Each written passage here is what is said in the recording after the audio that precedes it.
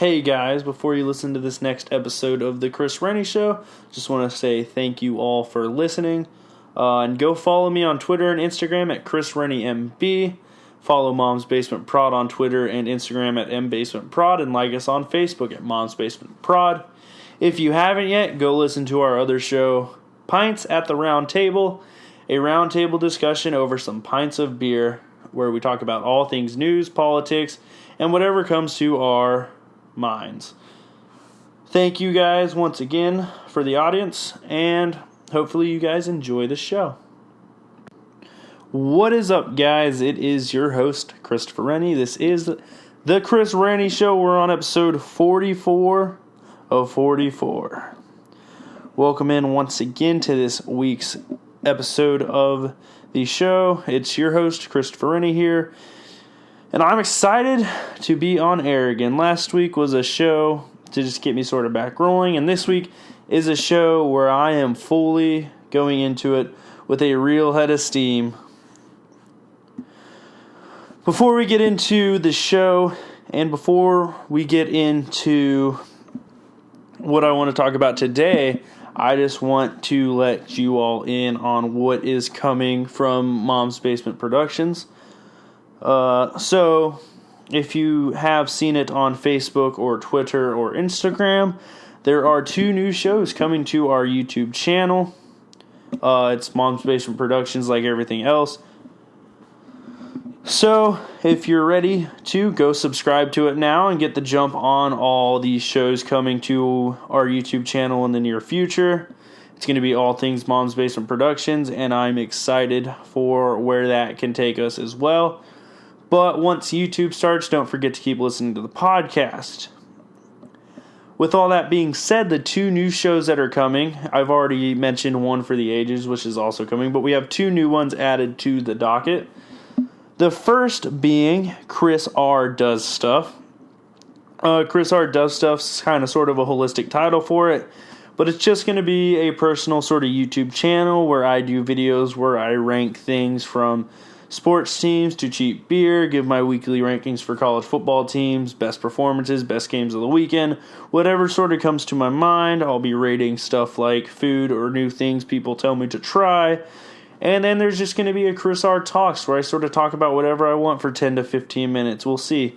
I think I'm going to go on rants about my favorite sporting news that happened throughout the week, so I think it should be a fun show.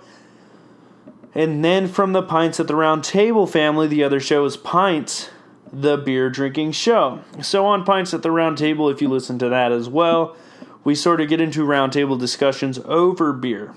The beer drinking show is going to be about the beer, where we're going to get flights of beers and test out different breweries and rate them constructively. We're going to test different types of beer, whether it be their IPA, their signature red ale, those types of things. And throughout it, we're going to ask questions and answer them. So it should be a fun show. We're going to have guests. It's going to be more open to the public, and you're going to get to finally see our faces when we record the videos. So, with that being said, I'm excited for the YouTube venture. I'm excited to really get this going. My tripod came in today for the camera and for my phone, so we should really get into it soon. I think the first Chris R. Ranks is coming this weekend, actually, and there might be a couple, depending on how it goes. I was going to try to do one on this show, but the 3 or 4 ideas I had, I wanted to do more research on, and one of them wouldn't make sense by tomorrow. So rather than doing that, I'm just going to talk about the stuff on the show, and then I'm going to save the 2 other segments for Sunday. And that's when the first Mom's Basement YouTube videos are going to be released.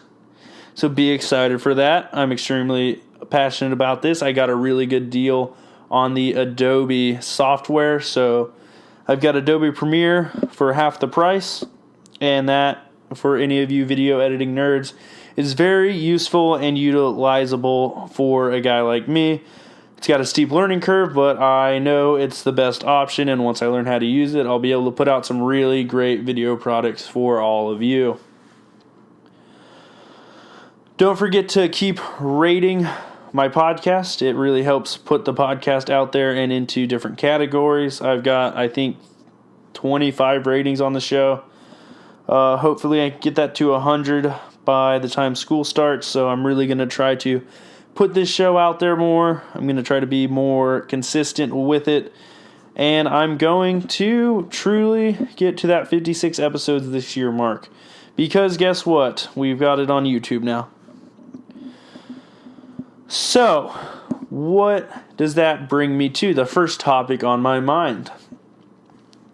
There's a couple new coaches in the NBA that have been making headlines around the league. 3 of them come to mind for 3 different reasons. You have the first one being Monty Williams, a major candidate for the Lakers job. You have the second one being Frank Vogel, the guy who did get the Lakers job. And the third one being John Beilein, the former University of Michigan head coach, who has now taken over for the Cleveland Cavaliers, who have the best lottery odds tied for the best lottery odds in the NBA draft this year. So, today I'm going to give you some background on these new coaches. I'm going to give you my grades on the hires, and I'm going to tell you why these hires will work or won't work to me. These are all opinion-based. Most of the things I provide you will be factual, but the reasons they're going to succeed or not succeed are pretty opinion-based, so don't take it too seriously. If I'm wrong, I'm wrong. If I'm right, which I'm probably going to be right. So, let's get into it first. Monty Williams will be the first coach I talk about. If you want to know a quick history of Monty Williams, he's a former NBA player. He played college basketball at Notre Dame. He was a first round pick in 1994. Had a 9-year playing career in the NBA. Very solid. He's been coaching since 2005. Started as an assistant. Then he was the head coach of the New Orleans Hornets, then Pelicans, same team, just changed their name. He got fired from that, went to coach at Oklahoma City under Scott Brooks, then was an assistant on this year's 76ers team after taking some time off, and has now been named the head coach of the Phoenix Suns. So there's a quick history there. His head coaching record is not exciting to me. His first year in New Orleans was really met with some excitement in 2010 and 11. That's when Anthony Davis was drafted. I want to say, we'll look that up real quick for you guys. Should have done that prior to the show, but you guys know me. I like to think of stuff on the spot. So Anthony Davis's Wikipedia page. He was drafted in 2000. In the 2012 NBA draft. His first year in New Orleans was great. They made the playoffs. They didn't win much in the playoffs. They got knocked out the first round. And the one thing I will say with Anthony Davis being drafted in 2012, whether he was drafted in 2011 or 2012, that didn't really matter to this opinion, was he never really got the best out of them. The first years they were all last in the Southwest Division, and even in his final year, they went 45-37 and were still last in that division. They've lost in the first round both times he's been there. So to me, as much as he was a very popular name going around the league, I personally don't think he's a very good coaching candidate in my eyes. You look at the young talent he's had in Anthony Davis. You look at the person with being an assistant coach to Brett Brown. You see Joel Embiid. You see Ben Simmons. And the biggest problem a lot of people have had with Ben Simmons is his lack of growth and the lack of taking a jump shot. The lack of consistency from Joel Embiid. There's been problems with that. Is it Brett Brown? Not exactly. Is it the assistants? Yeah.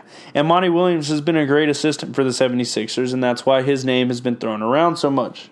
He has head coaching experience, but the one thing that I keep seeing thrown around NBA circles when I'm on Twitter or Instagram or just watching shows throughout the day is that so many players find it so important that a coach has played, and I don't get it. You look at players who coached, they were never the best players. They're always the Phil Jacksons.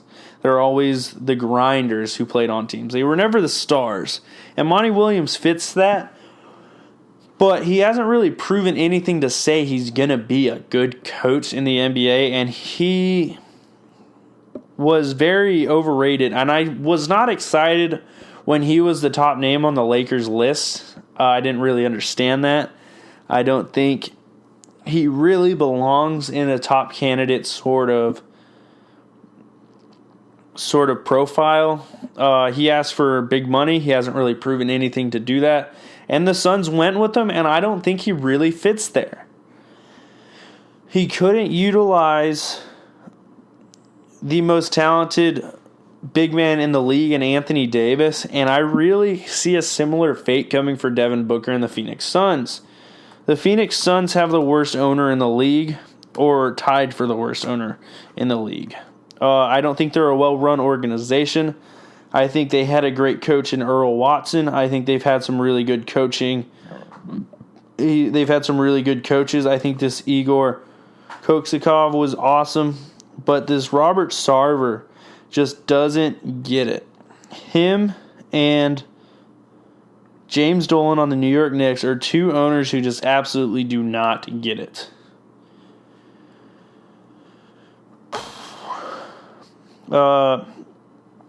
You look at the Phoenix Suns' recent history, it's been very, very inconsistent, and I have not been a fan of what they've done. I do really like Devin Booker, though.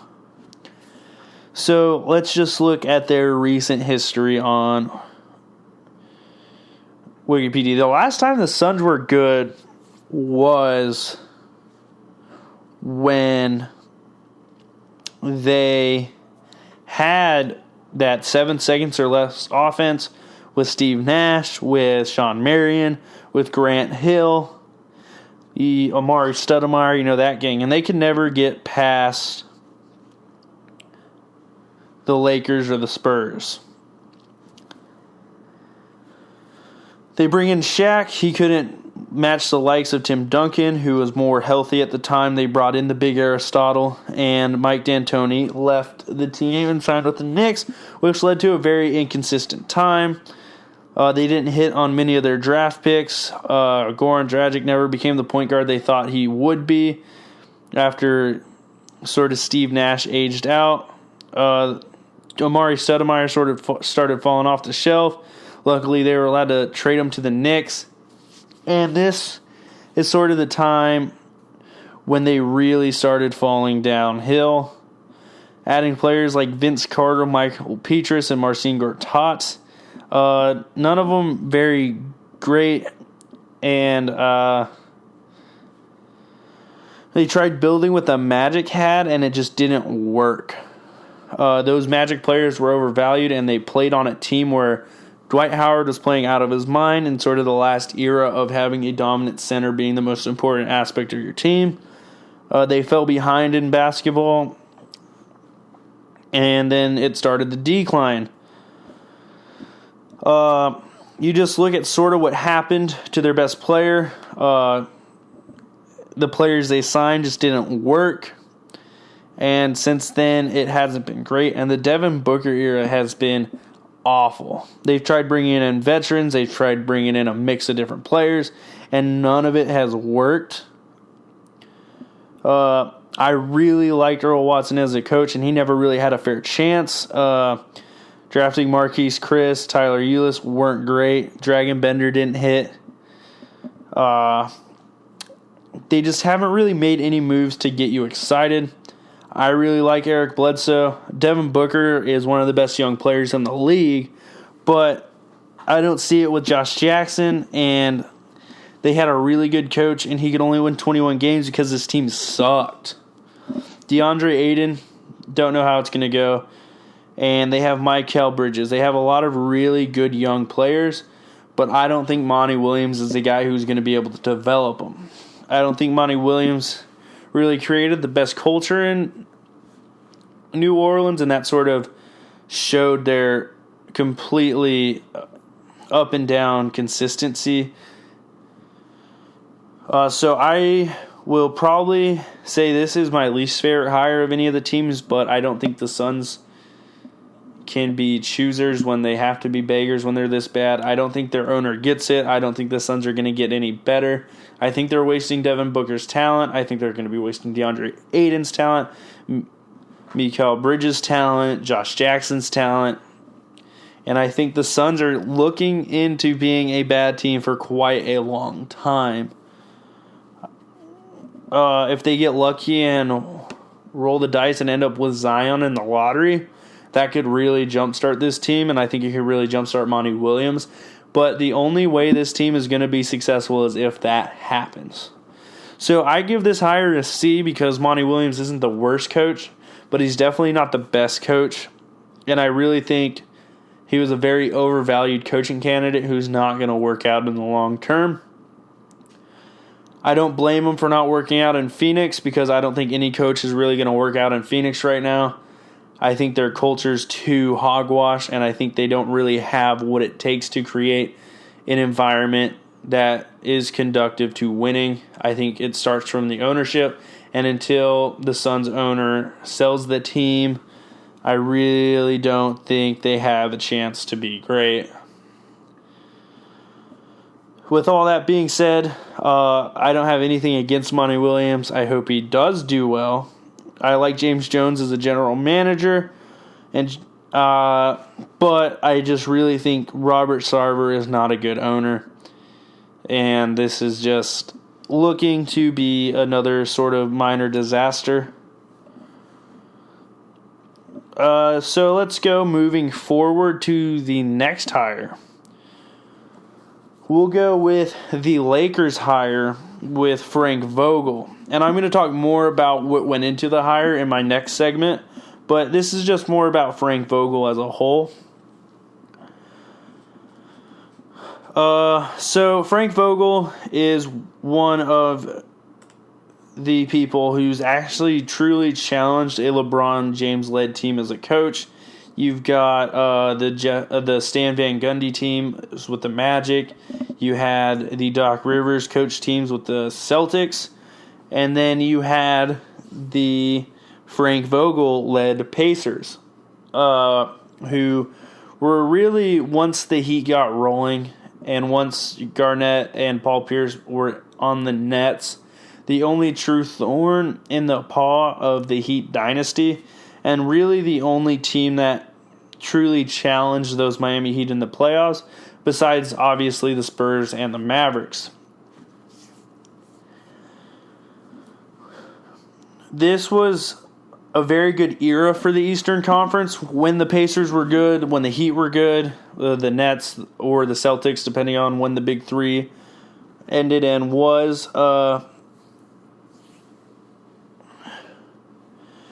He's been a very outspoken coach, and the big thing that I think when it comes to coaches in the NBA needing to prove their worth to NBA players, you either have to have been a really good player and shown your chops as a head coach, or you have to be an absolute lifer and grinder and show that you've got the X's and O's down and you have a very vivid plan for the future and how you're going to utilize each player.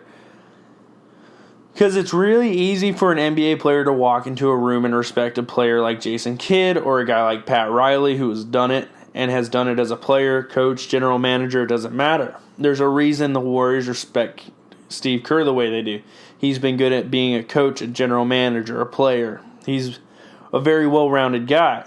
But when you're a guy like Frank Vogel, when you're a guy like Eric Spoelstra, it's a lot harder to win over the players because they just don't think you understand it. You don't understand the grind. You don't understand the game. And I think that's a very bad way for players to look because coaching is not playing. And a lot of players get coaching jobs because of what they did playing and end up failing. The reason the players who end up coaching become great coaches is because they take that same work ethic to the coaching profession that made them great players. Not all NBA players can do that because not NBA players had to work as hard as you think they did to make it there. A lot of them are God-gifted with athletic ability, and some NBA players just don't have it. When you look at a Steve Kerr, do you think he got there off his gifted athleticism? Absolutely not. So these guys understand from top to bottom what makes up a team because they've played all the roles. Frank Vogel really showed his coaching chops with the Pacers, and he sort of struggled with the Orlando Magic, but like the Phoenix Suns, the Magic are a very poorly run organization, and it's really hard to be great when you're in Orlando. They've been a very consistent team in the Eastern Conference, the Pacers, but when they were with Frank Vogel, they took the LeBron James led Miami Heat to 7 games. And if that doesn't get your respect as a player, i.e. LeBron James, I don't know what will. The names I liked hearing for the Lakers were Tyronn Lue, Rick Carlisle, and when they ended up hiring Frank Vogel, I was not disappointed like a lot of Lakers fans were. Yes, you didn't get the guy everyone was saying was the best coaching option. I didn't think Monty Williams was. I get it. He's a player, but I think what happens when you hire a Monty Williams is LeBron's going to take over that room. I think Frank Vogel is going to be a coach who won't let the room get taken over. He's a good coach. I think he showed he could develop young talent with what he did with Paul George and Roy Hibbert and the people who made up those Pacers teams. I think the injury to Paul George was tough on his career. I think once he moved on to Orlando, it was just sort of I won't say a bad situation, but I don't think there was really ever a chance at that Orlando team succeeding when you look at the roster. Just go take a look at the Orlando Magic 2016-2017 roster. It wasn't the greatest.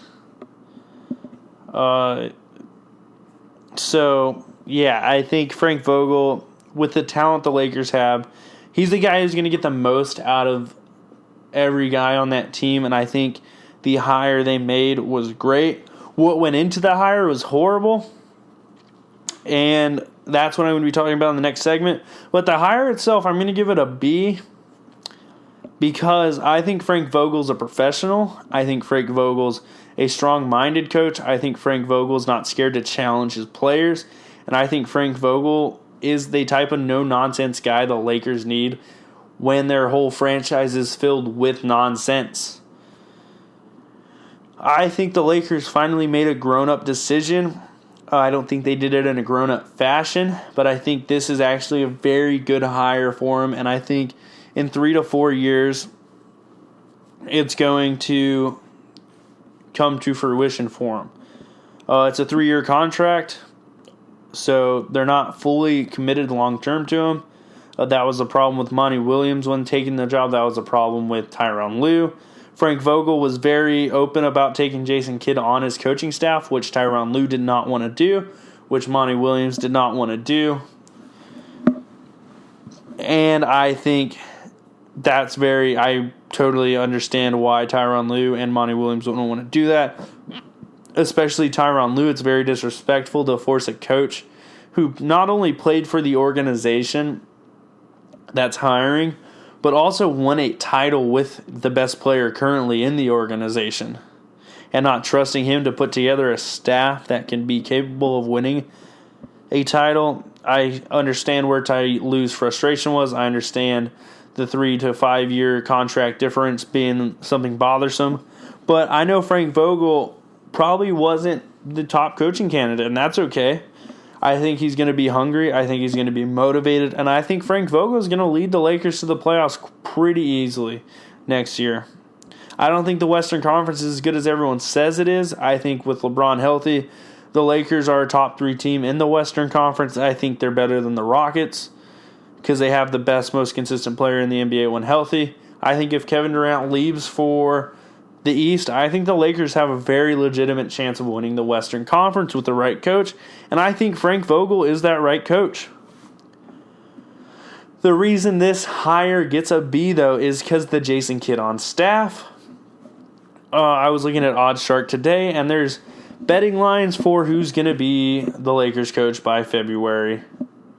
And there are betting odds that Jason Kidd takes over. If you wanted Jason Kidd to be the coach, you should have just hired Jason Kidd. I don't care about the optics.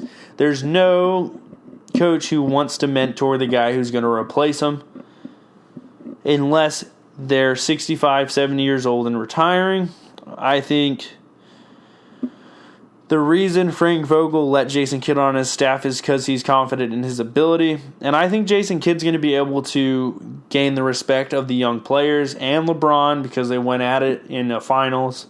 And Jason Kidd was part of the team that did upset those Miami Heat in that first year of the Heat sort of saga.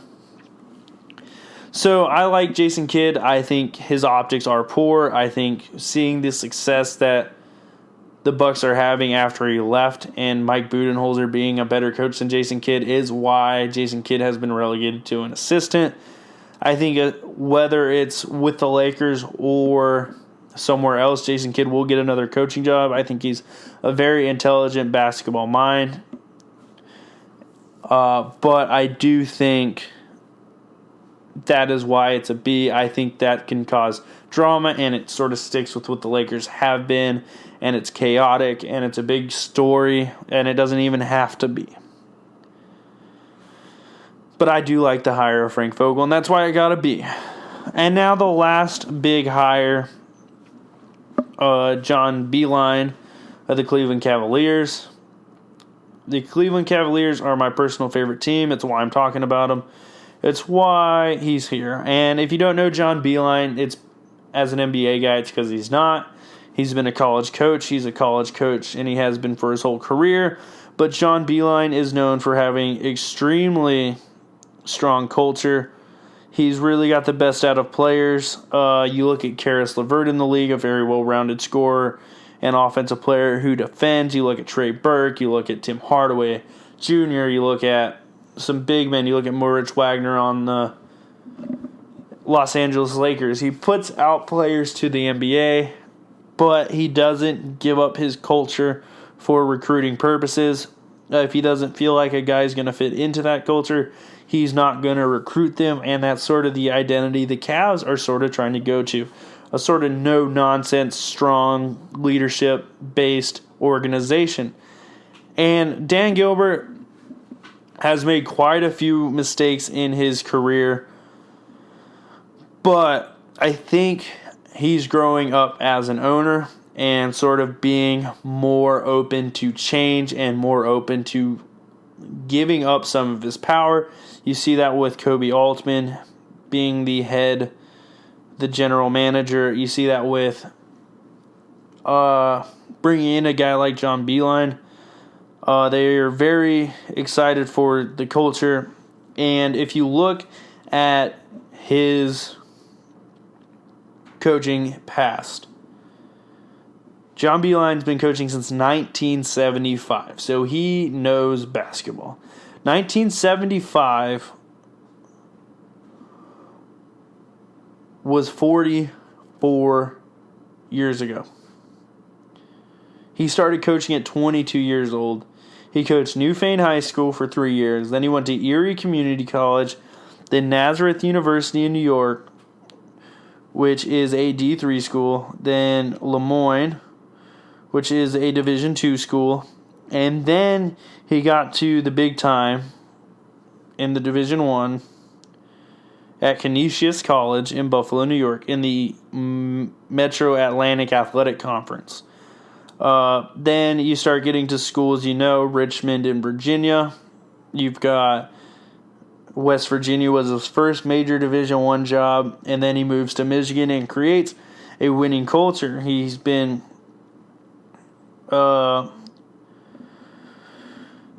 he hasn't really won the Big Ten, but he's won 2 national titles. He's been phenomenal. He's won the NIT. He's been the coach of the year. But the one thing about him is he is a culture creator. Or did he lose both his national championships? No, they won one. They had to. They're a basketball school.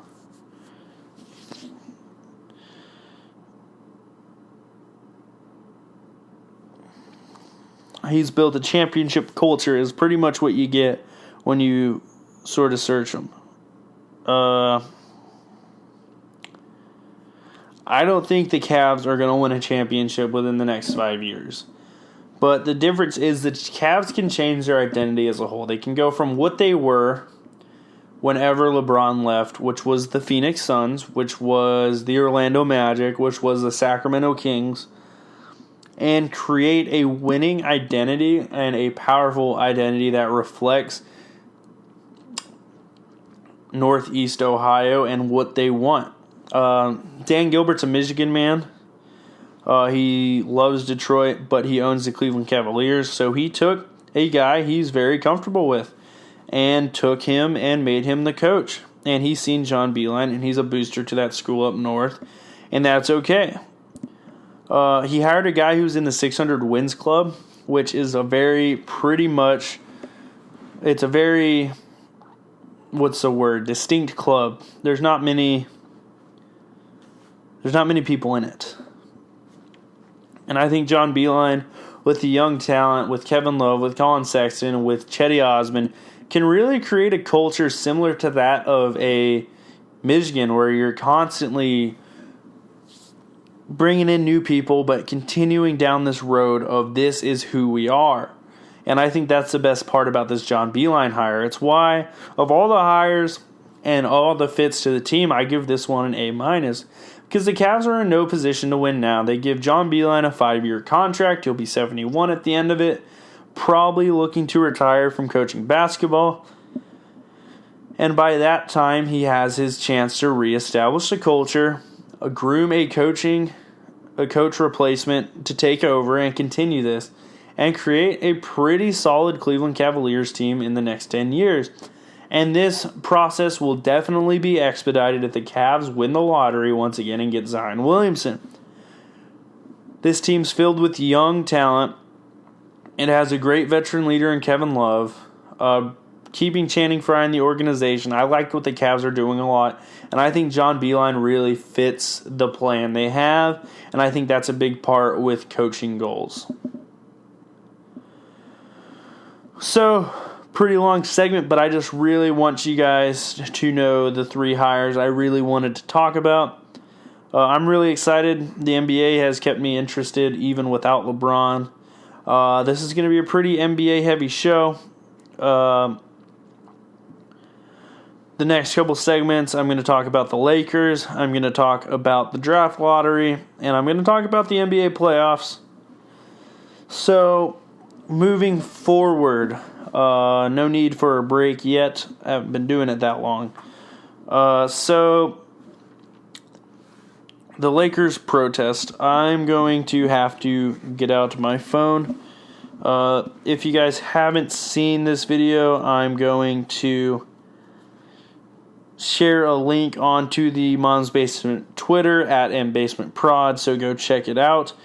It's pretty hilarious, and I need to go to my profile real quick to look at it. I said the guy needs to, if any change needs to be made, it needs to be the barber.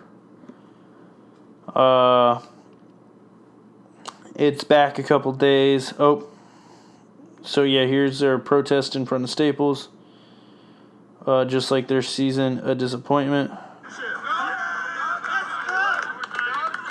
Their protest was pretty bad. Of all the protests, I think this was the worst of any sports protest I've ever seen, and that's being a Browns fan. So I know good protest. I know good ownership protest. I've seen the movie General Managers, the movie Draft Day with Kevin Costner. We got to go back. Actually, I know it'll probably be better if I look at my likes. This is definitely the most entertaining part of my podcast is when I'm looking for something I saw a couple days ago. I should have bookmarked it. I need to really start bookmarking tweets. It's just easier to see them. Or I just need to stop liking tweets so much. But I guess we're almost there. We're almost there. Oh, we're not even close. I'm sorry. This is horrible. Oh, nah, this is the easiest way to do it. It's my most liked tweet of the last couple weeks. So, here we go. I'm here. I got it, guys. 26 likes. I did numbers. So listen to this. Kobe. My uncle had Magic. My older brother had Kobe. I have LeBron. He's brought me nothing. A change needs to happen right now. Get Bus out here. They're too incompetent for this city, and we don't want it anymore. So you listen to this idiot, this imbecile with a horrible haircut. And this is the epitome of what the Lakers are. An immature idiot from probably Redondo Beach who has too much money going to the Staples Center, complaining about a organization that's provided greatness, who had Dr. Bus and had to get rid of another Bus and Mitch Kupchak, two pretty solid guys who built a lot of what the Lakers did with Kobe in the later years of Kobe Bryant. And it's really hard to pay respect but also build a competitive team. They chose to pay respect. Now, as a LeBron lifer and a LeBron fan since June in 2003, when he got drafted and my dad got weirdly excited for Cavaliers basketball, a team I had never heard of up to that point. I had been a Shaq fan and loved the Lakers, and changed my allegiance pretty instantly watching LeBron play with my dad when I was younger. So, moving to that, you hear a guy like this. And yes, the Lakers have been incompetent. But blaming LeBron for not bringing him anything is one of the stupidest things you can do, when the only reason this team was even competitive this year was because of LeBron. Now, you look at the decisions the Lakers made, bringing in Lance Stevenson, bringing in Michael Beasley, bringing in JaVale McGee, bringing in a bunch of veterans, Rajon Rondo, who never really liked LeBron, and expecting them to play well with him. And then you have a young core mixed with veterans who want to play, with Lonzo, with Kyle Kuzma, with Josh Hart. And it's a volatile situation that became very volatile in the end. You look at a lot of the storylines throughout the season, there was a lot of disagreements. There were a lot of arguments. There was a lot of bad press. You look at what happened with the Anthony Davis trade and how much of that got out, and you compare that to moves that have been made by the Spurs. The Spurs traded Pau Gasol, and no one even heard about that move being made until Pau Gasol was in Milwaukee. You know, the Spurs traded Kawhi Leonard for DeMar DeRozan. No one heard about that move until it happened. I mean, there was whispers about it, but it wasn't like on people's radar.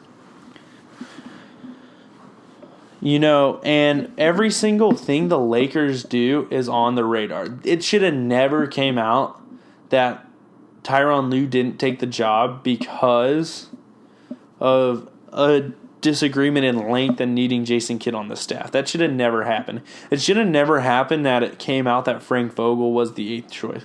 But you know what happens when that happens is when you have 6 people making decisions for an organization.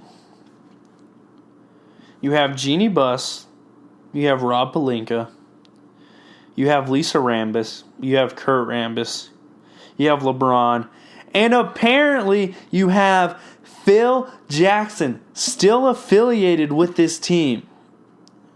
You saw what Phil Jackson did to the Knicks.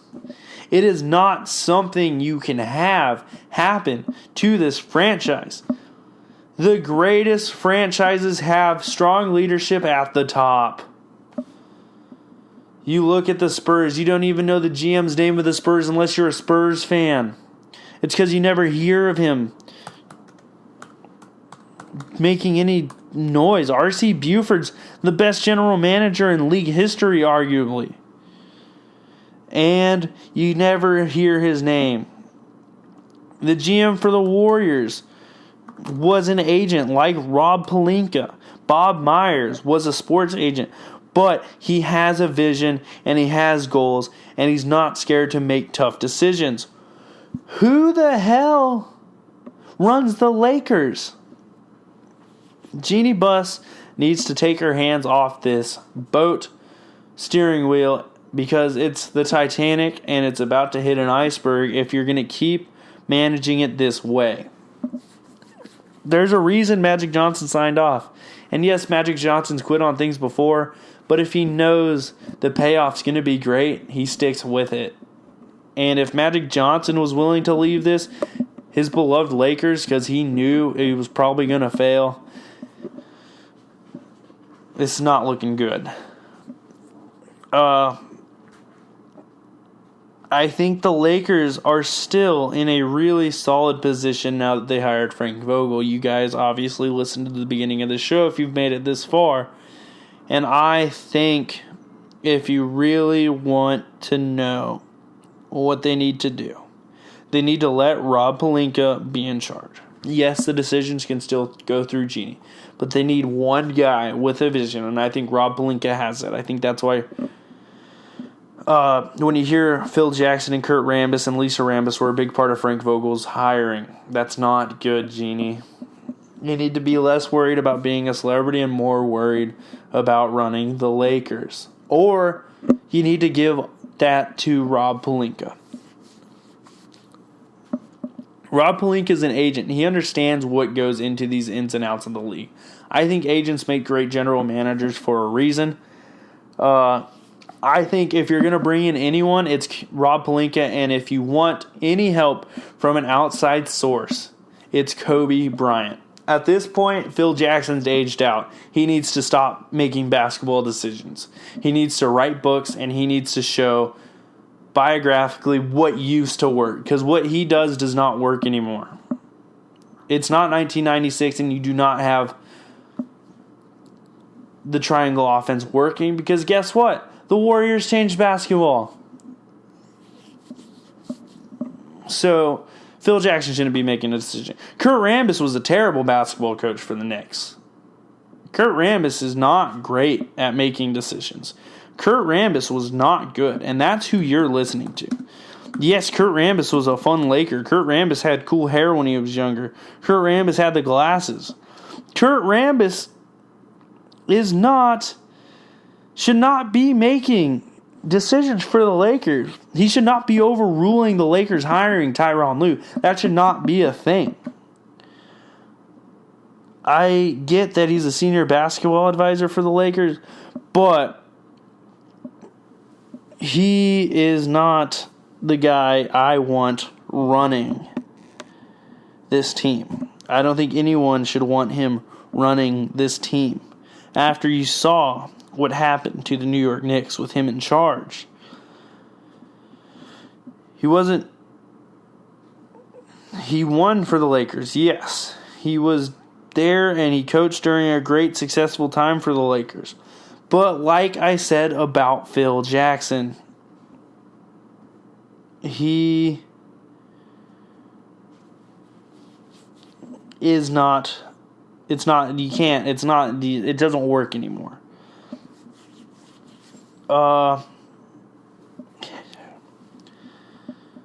There's a reason he never got the head coaching job for the Knicks. It's because he's not a smart guy when it comes to these types of decisions.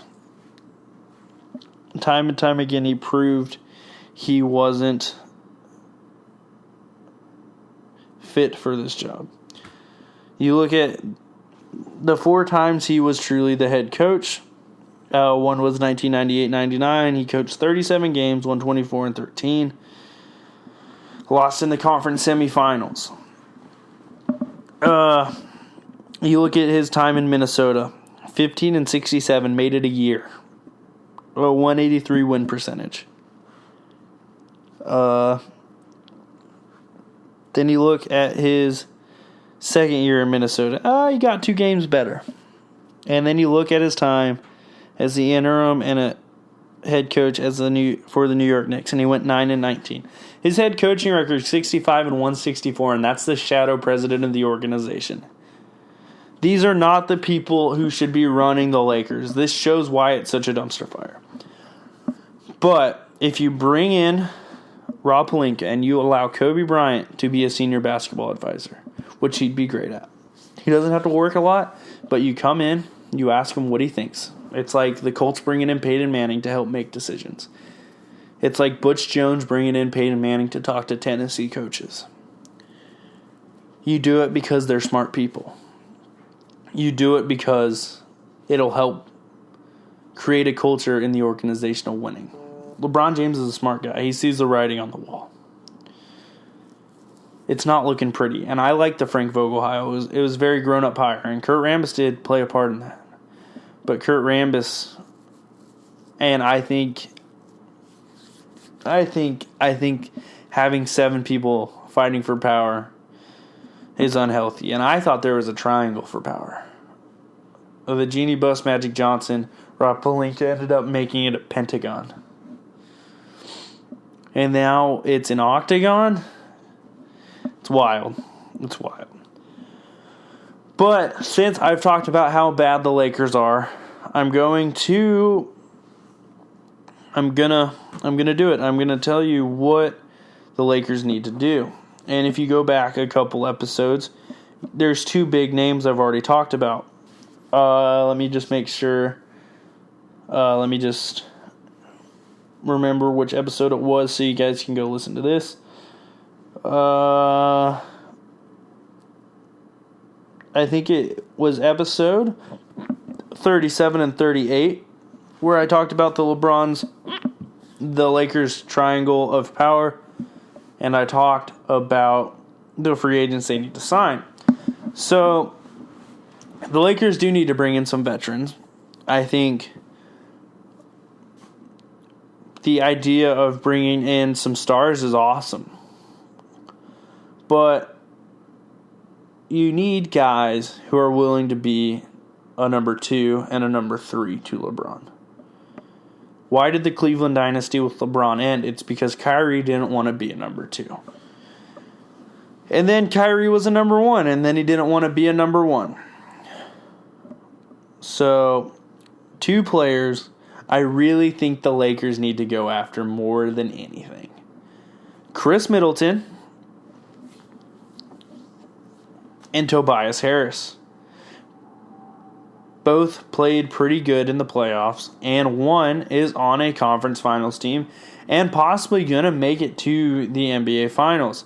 And you need to put the pressure on Milwaukee to either pay that guy as much money as Milwaukee physically can, or he's going to walk and join the Lakers. The Lakers have the money for some free agents. And yes, you can sign Kyrie Irving. Yes, you can try to make those moves. And I think signing Kyrie Irving and then packaging Lonzo and a couple younger guys would be a great move to get another star like Anthony Davis. I think that big 3 can win a title. I do. But if that doesn't work and putting all your eggs in the Kyrie Irving basket may not, you get Chris Middleton, you get Tobias Harris, and you fill the team with veteran shooters because you have guys who can create their own shots in Brandon Ingram, in Kyle Kuzma, in Lonzo Ball. And you have Lonzo Ball, who's just like LeBron, can create for others. I think Lonzo Ball with Chris Middleton on the floor, with Tobias Harris on the floor, is a very nice weapon to have when you can spread the floor. And I think having Lonzo can spread LeBron out a little, give him some breaks, and you could push the tempo when LeBron's on the bench with Lonzo. It would be great to reunite Kyrie and LeBron because I think they are two ultra-talented players, and I think when Kyrie handles the ball, he can be a scorer when LeBron's in, but also a distributor when LeBron's off, and I think he's a more willing distributor when LeBron's off the floor because he doesn't have to do it when he's on the floor. Another free agent I think would be an awesome signing, and he'd really fit what the Lakers would want to do, and that's bringing back Brook Lopez. A stretch five is the ideal situation when you have a LeBron who likes to attack the paint. Having guys like JaVale McGee, having guys like Michael Beasley, having guys who don't like to score outside, is great, but not with LeBron. I think having a stretch five spreads the floor. You could sort of do what they do with Giannis with the better version of Giannis and LeBron James. I think you have a bunch of guys who can handle the ball, and I think you have a bunch of guys who are going to continue to get better in Brandon Ingram, in Kyle Kuzma, in Lonzo Ball. So I don't think you have to go all in. And once this team continues to grow, you still, whether you don't sign him or trade for him this year, you still have a shot at getting Anthony Davis. Kawhi Leonard's on the table. You never know. And I think hiring a professional like Frank Vogel as the coach is the first step to the Lakers restoring themselves as a respectable organization. I think getting a Chris Middleton, I think getting a Tobias Harris makes the team better today. And I really think building a roster around really good players and a great one in LeBron is the better way to go. I think there's a lot of free agents out there. I think the Lakers aren't in the worst place. I think they need to stop being a dumpster fire. I think they need to figure out who's truly going to lead them, Rob Pelinka. And I think you allow these older guys. Yes, Kurt Rambis, I think, is an idiot, and I don't think he can really make decisions for the betterment of the Lakers. But I do think if you allow veterans like Kobe and Magic to do what they do for the Lakers, it can be great. And I think using Rob Pelinka, a guy who's worked with Magic and worked with Kobe and has very good connections around the league as the leader, a guy who understands the modern game, a guy who has seen what Bob Myers has done, a very smart guy. You don't become Kobe's agent without being really smart. I think they have potential to be great with LeBron, but don't be that idiot guy at the protest. Don't be that guy. It was the worst protest in sports history. And you let the dumbest guy at the protest talk. So that wraps up my Lakers talk. So we'll talk about some big sporting events coming up. The first one being the draft lottery. This is a very weird sporting event to me, but I do think the lottery is interesting and it's fun. I'm excited to see who gets it. There are 3 teams tied with the best odds to win the lottery. The Knicks, the Cavs, and the Suns, and the Bulls are next with a 12.5% chance. Don't fear if you're a long shot. The Cavs were a long shot to win the lottery, and their pick ended up being 4th, but their long shot ended up being the Clippers pick, and it netted them Kyrie Irving. 2 pivotal pieces in that draft in Tristan Thompson and Kyrie Irving. On that championship team, any team with Zion will instantly become more attractive to potential free agents because a lot of NBA players love the way Zion plays and how he doesn't need the ball in his hand to be great. Some real long shots. You got the Grizzlies, the Pelicans at 6%, the Mavericks at 6%. The Lakers have a 2% chance at getting the number 1 pick. The Heat 1%, the Kings 1%, and the Hornets 1% probably won't get it. I think so. You look at the top players to be drafted. Zion's a clear number 1. Then you have a second tier which is sort of Ja Morant, R.J. Barrett, DeAndre Hunter. And then you have that next tier to me, which is Rui Hachimura from Gonzaga, Kobe White from North Carolina, Cam Reddish, Jarrett Culver, so on and so forth, If you want a really good article about this, go to USA Today. They've got their odds. They've got some points made on it. I think it's a very well formatted article, very easy to follow. They explain to you the format change. Sometimes. Ooh, that's an ad. Turn you off. So prior to this year, the worst record had a 25% chance of getting the top pick. Now the teams with the 3 worst records have an equal 14% of the top pick. But it allows, but the top 3 worst records only could fall so far. So, yeah, it's crazy. We'll see how it goes. So the teams with the worst record will receive no worse than the 5th pick. So look out for that. It'll be a fun little thing for the NBA. Then we can really start talking about the NBA draft. The number 1 pick is for sure going to be Zion Williamson. There's literally no worries about that. So look out for the draft lottery. This weekend, Tiger's back in the forefront. Tiger Woods, that is, at the PGA Championship at Bethpage Black. Look out for that. Should be a fun one. Can Tiger build off of it? Are the young guys going to be scared of Tiger? Possibly. You saw it already when he won the Masters. Players collapsed around him, and Tiger stayed the course and won. The regulars will be favored. Tiger, Brooks Koepka, Justin Johnson, Rory McIlroy. Some guys like Ricky are seen as potential favorites. We can go look at the odds. All the odds I ever use on this show are from OddsShark. So you got Dustin Johnson, Brooks Koepka, Rory McIlroy, Tiger Woods all at plus 1,100. Then you get to Ricky Fowler, John Rahm, Justin Rose, Jason Day, all around the same. And then you get to players like Francisco Molinari, Xander Schauffele, Tony Finau, Bryson DeChambeau. I think the odds of someone in the field out of those guys is very slim. I think it's going to be a big name that wins the PGA Championship. It always is. Of the top guys, I think Tiger Woods, who has had success at Bethpage Black, is a very good option. Brooks Koepka has been extremely competitive in every major since he's won his first U.S. Open.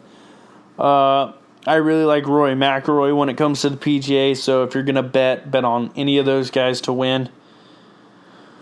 I don't think Molinari can handle the pressure yet. I think he's a couple big losses away from reclaiming greatness. And, then you move on to the Stanley Cup playoffs. San Jose Sharks versus the St. Louis Blues. The St. Louis Blues are one of the original expansion teams, and they have yet to win it. The San Jose Sharks have had success. I'm not really a big Sharks guy. I really want the St. Louis Blues to win. On the other side, it's Boston Bruins, one of the oldest franchises in the NHL, a team who's won championships. And then you have the Carolina Hurricanes, who have been the laughingstock for quite some time. We've actually talked about the Carolina Hurricanes owner on this show. We've also talked about the Carolina Hurricanes post-game celebrations, which have really rubbed some teams the wrong way. I'm really hoping they do win. They've been the laughingstock of the league for quite a while in Raleigh, North Carolina. They're one of the teams that's very forgotten in the league. Thomas Dundon's the majority owner, the guy we talked about. I'm excited to see the Bruins-Hurricanes series because they're very opposite. One's a very young, up-and-coming team, and one's a team built with a lot of veterans. So I've got the Blues winning. I want the Hurricanes to win, but I think the Bruins will probably end out coming up on top. So it'll probably be a Blues-Bruins championship. So there's that. And then the next one is the OTAs. I'm going to talk about two stories. Odell is really a Brown. That was exciting seeing a picture of him training in a Browns uniform. And then the other one is Kyler does look really small. I was listening to another podcast, and the center for the Arizona Cardinals, I'm pretty sure it was on the Pat McAfee show, said that Arizona's planning on using a shotgun formation 99% of the time. I love experimental offenses. I'm really interested to see how this plays out, but I'm already not a fan of seeing where this is going. I think you see what has happened with Patrick Mahomes, who has taken snaps under center. I think spreading out the field works. You look at the Rams, though, and they have very inventive offensive formations, and they had a guy who was predominantly an air raid spread quarterback in college getting under center, and they use some of those concepts, but they also have integrated pro-style concepts so well. And I don't know if Cliff Kingsbury is going to be capable of doing that. He's a guy who's played in the NFL, but am I certain those sort of ideologies are going to make it into this system with a guy like Kyler Murray, who also played in a spread air raid style system in college. I like the idea of playing to the quarterback's strengths, but I don't think it's going to work very well, and not in a division with the talent that the Rams have, not in the division with the talent the Seahawks have, and not in a division with an way more mature sort of front office and way more mature NFL coach in Kyle Shanahan. I just don't see how it works. All in all, still a boring time in the NFL. We're going to see some camp competitions. It's all good. It's going to be cool. It doesn't really get going until training camp. Hopefully some of your best players don't get hurt and everyone stays healthy through OTAs. All right, this moves me forward to my last segment. Oh, my second to last segment. I forgot about one. The NBA playoffs. So I'm going to break down the Eastern Conference Finals and the Western Conference Finals. You've got the Bucks Raptors. So who's excited for that? I know I am. I love the NBA, and these playoffs have really provided some great moments. So you go through it. The Bucks, the best team in the East. You look at the statistics. They have a top 5 offense and a top 5 defense in the league. They've got a veteran coach who's been in this situation before in the conference finals. In Mike Budenholzer, he's lost to LeBron as the Hawks coach, and I really do think Mike Budenholzer is the best coach in the series. I think he's a better coach than Nick Nurse. I think Nick Nurse has done a great job with the Raptors, and I think the Raptors needed some very lucky magic to win out on this series. I think Kawhi is going to be burnt out by it, by the end of it, having to guard Giannis. I think this goes to 6. I think the Bucks win. I think the Bucks win because of their key players. You look at Giannis, you look at Chris Middleton, you look at Malcolm Brogdon, you look at Nikolai Mirotic, Brook Lopez, Eric Bledsoe. These guys have stepped up throughout the playoffs, not all of them at once. And Giannis had some down games, and his supporting cast really lifted him. I think you look at the Raptors, Kawhi has been great throughout the playoffs, but then you look at Pascal Siakam, who's been extremely inconsistent. Marcus Gasol looks like he's aging pretty rapidly. Kyle Lowry has never been a good playoff performer.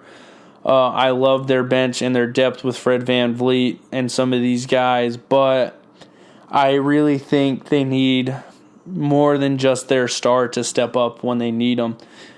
It was a big topic of conversation in sports media circles, and whether you watched the Fox Sports people, the ESPN people, both teams looked like, besides Kawhi Leonard, no one wanted to take any shots at the end of the game. Ben Simmons can't shoot for the Sixers. You saw that, and you saw Joel Embiid unable to take over the game at the end. You look at the Sixers, and that's why they lost, and that's why the Raptors were able to win, because Kawhi was the one willing to take on that moment, and he wasn't scared to take the shots and put the team on his back. And I think that's why this series is going to go to 6 games.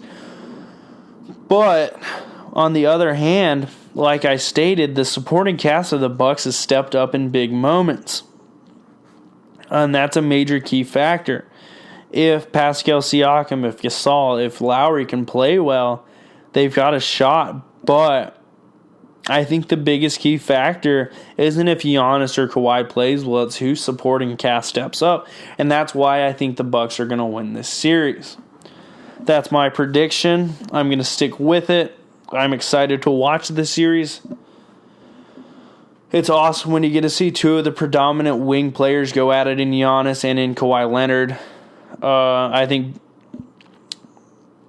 it'll be a great series. This moves me to the Western Conference Finals. You go to the Blazers, and these are the key players. I think the Lillard-McCollum duo is obviously the major key to the series, but then you get supporting players like Rodney Hood and Enes Kanter who are really going to have to step up. Looking down the entire Blazers roster, there's a lot of veterans. I think the Blazers are a really grown-up team. It's going to be crazy to watch. I think the Blazers win if Lillard and McCollum could outplay Steph consistently. I think the supporting cast without Kevin Durant are pretty even. If the Blazers had Yusuf Nurkic, they'd be in a very prime position to take this on. I like what Zach Collins does. I like Rodney Hood. I like Al-Farouq Aminu. I like a lot of these guys. Seth Curry's been pretty awesome for him. But when it's all said and done, will these guys step up enough to help Damian Lillard and CJ McCollum? They did against the Nuggets, who were the number 1 seed in the Western Conference. But is it going to be enough? I don't think so. I think Evan Turner, I think they have depth. I think they have length. And then you look at the Warriors roster. It's pretty awesome. It's just getting older. And that's their issue. They still have a lot of the players who were important from that team before. They have Andrew Bogut. They have Sean Livingston, Stephen Curry, Klay Thompson, Draymond Green, guys who were part of that championship team. You look at the players I've listed for them as key players. Kevon Looney's going to be insane. Can he win those battles on the board like he did against the Rockets? Can he out-rebound Enes Kanter? Can he out-rebound Zach Collins? Can he out-rebound Miles Leonard? Can he out-rebound those guys? Steph Curry and Klay, they need to outplay Lillard and McCollum and play like they did in that Game 7 against the Rockets when they outplayed Chris Paul and they outplayed James Harden. On the other hand, you've got Iguodala and Livingston. And I put them Iguodala / Livingston because it's not going to be an every night thing where they need to show up. But one of them needs to show up when the other doesn't. And Iguodala is going to have to guard McCollum. And he's going to have to guard Damian Lillard.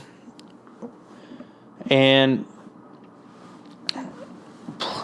he's going to have to guard those other guys like Al-Farouq Aminu. And he's going to have to bang bodies down low and help rebound and help be that guy. And Livingston's going to have to give good quality minutes until Kevin Durant's back. A lot of people don't expect Kevin Durant to be back till Game 5 or Game 6. And even when he is back, what can you expect to get from him? Are you going to get that full Kevin Durant experience where he's going to get 35-40? We don't know. So the Warriors are going to have to follow their old formula, which is going to be ball movement, pace, shooting the ball extremely well, moving around, getting the ball to Steph off screens. Andre Iguodala is going to have to hit some big shots. Draymond Green's going to have to become a main distributor to the offense. And Draymond Green's going to have to step up offensively. You're going to have to get triple-double Draymond. You're going to have to get Inferno Steph, and you're going to have to get third-quarter Clay every time they play. Lillard and McCollum are not scared of Steph and Clay. I think this has always been a challenging matchup for the Warriors because of that. With KD, it would be the Warriors, no questions asked. But if the Blazers can take advantage of the Warriors early and gain confidence throughout the series, it can be dangerous. I do take the Warriors in this series, though. I'm going to take them. They're my pick. I think that championship heart LeBron's tweeted about, that hearing Chris Haynes say, texting Kevin Durant and talking to him about the Game 7 going to be awesome, and then Durant saying, we're going to win this game, that sort of confidence is unmatched. And the Warriors, regardless of who plays, whether it's Steph being hurt, whether it's Clay being hurt, whether it's Draymond being out, whether it's Kevin Durant being out like it's going to be, they believe from Bob Myers down that whoever steps on the court, as long as they have 2 or 3 of those guys, that they can beat anyone in the NBA. And when you look at it, when you have 4 and at 1.5 of the top 25 players in the league, you really truly can beat anyone on any given day with the right amount of supporting cast. And I think the Warriors and their culture is what's going to overtake the Blazers. As much as I hate making that pick, I'm going to be rooting for the Blazers. But I do think the Warriors are going to win the game. Loaded show today. So with that being said, my last topic on the day, and this is going to be the first time in a while I've gone through the entire show without a break, is this idiot author from Complex wrote a story on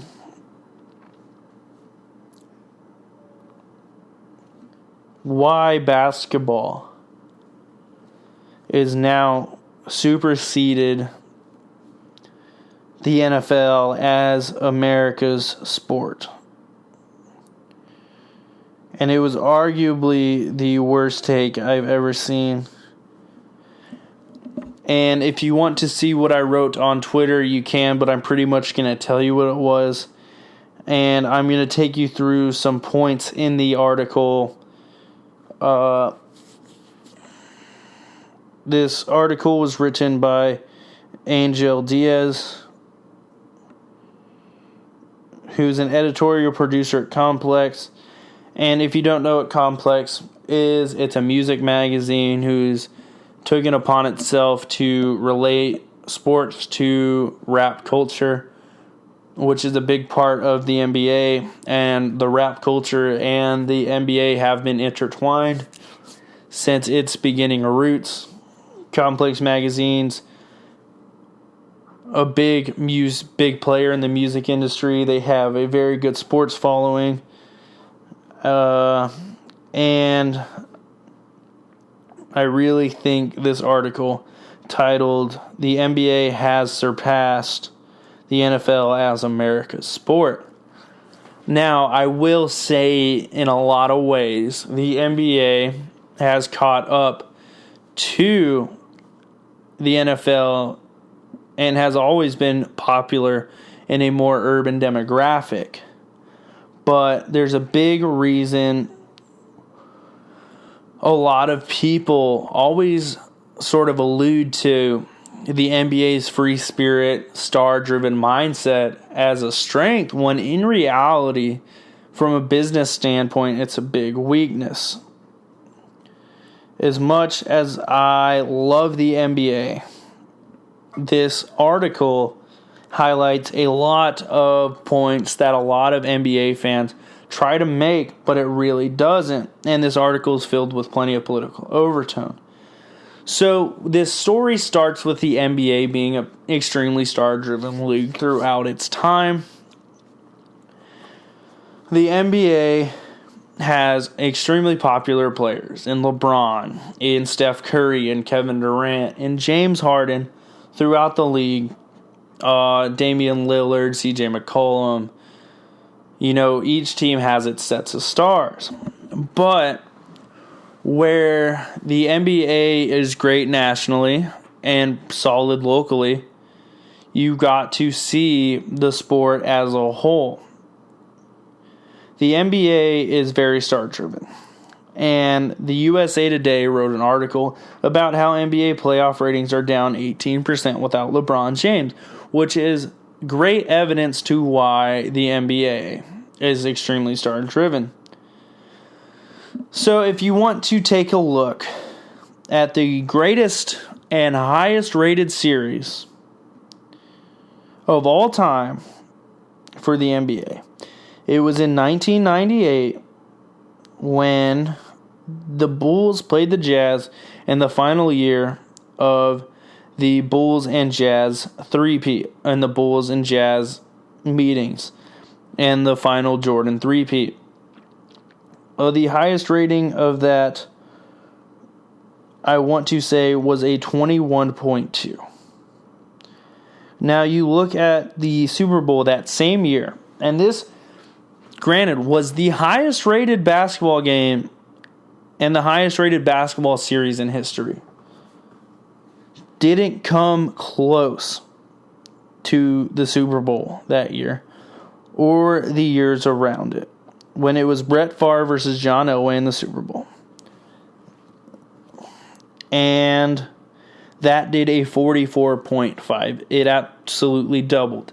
The greatest basketball player of all time against one of the greatest teams of all time in the Utah Jazz and one of the greatest dynasties in history.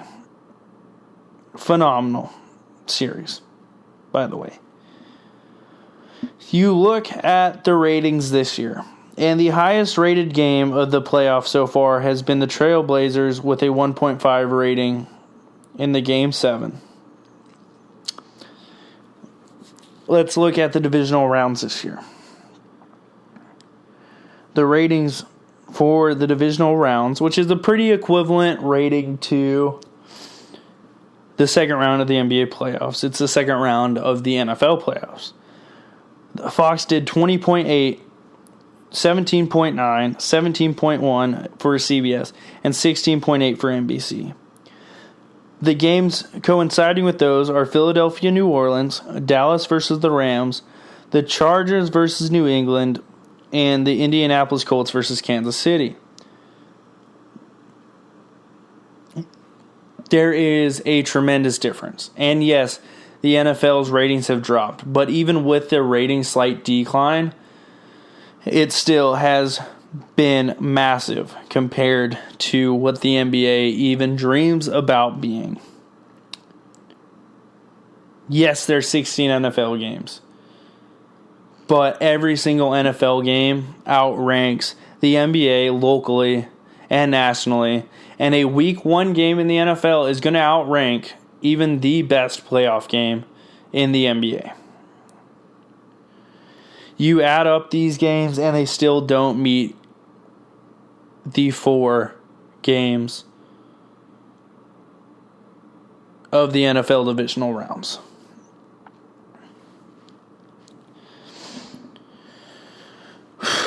Man.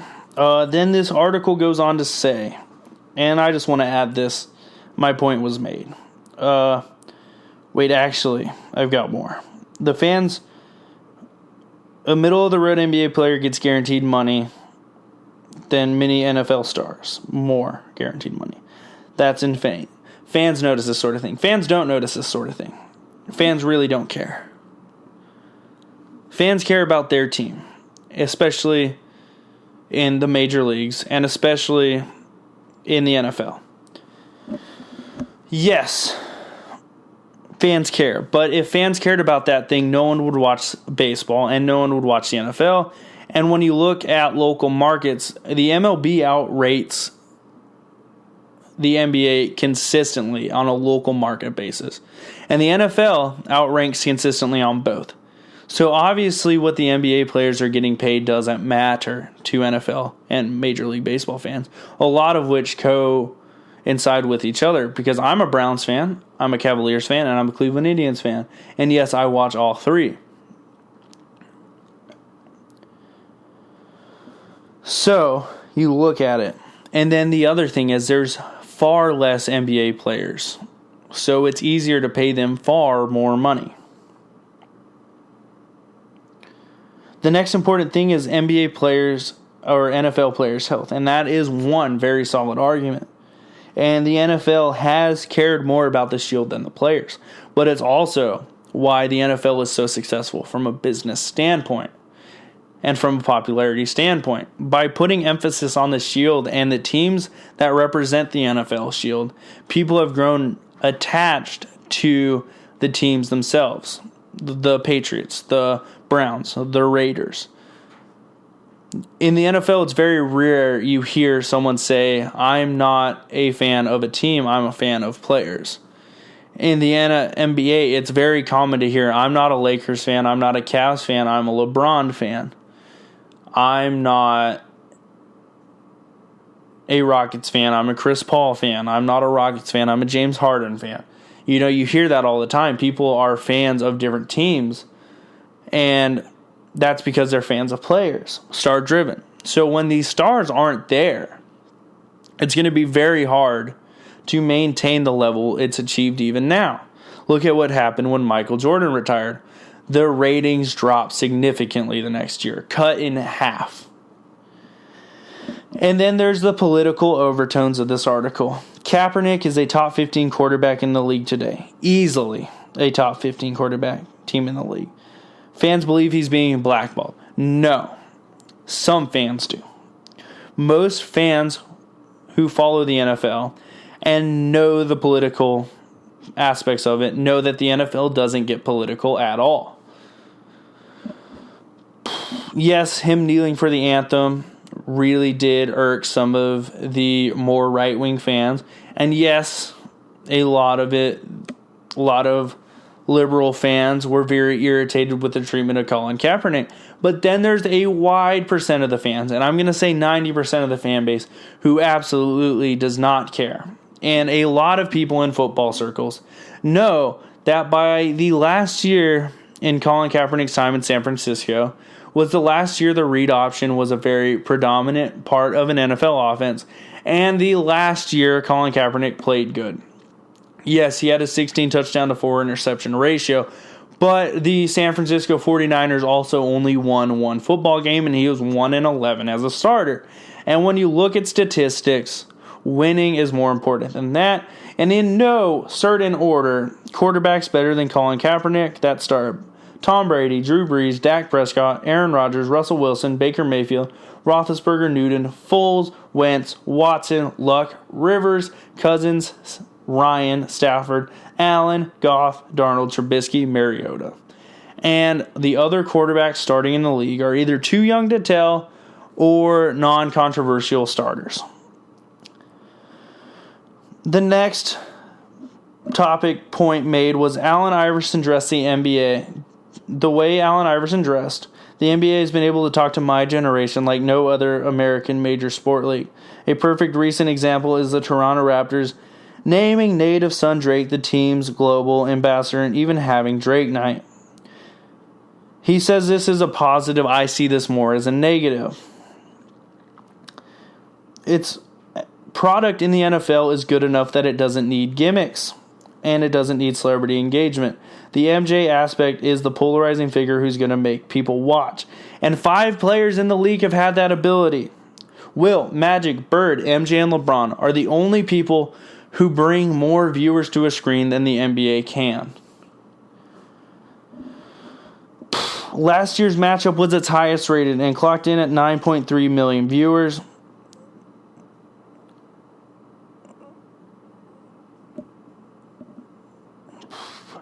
The last year's matchup featuring a stacked Warriors team against a Kyrie-less Cavs team drew around 17 million viewers a game. That doesn't come close to a wild card game in the NFL. So with all that being said, no, the NBA is not close to the NFL and is closer to Major League Baseball. Yes, they're growing, and that's because after Michael Jordan retired, they fell so goddamn far. So in closing, make sure you follow me on Twitter and Instagram at ChrisRenneMB. Follow Pints at the Round Table at MB Pints and Pints at the Round Table 1 on Instagram. Like us on Facebook at Mom's Basement Prod, and follow us at MBasementProd on both Twitter and Instagram. All that being said, subscribe to the new YouTube channel, Mom's Basement Productions. Thanks for listening. Hopefully you enjoyed the show, and hopefully you guys are going to enjoy what's coming in the future. Pints at the Round Table this Friday at 9. Thank you for listening.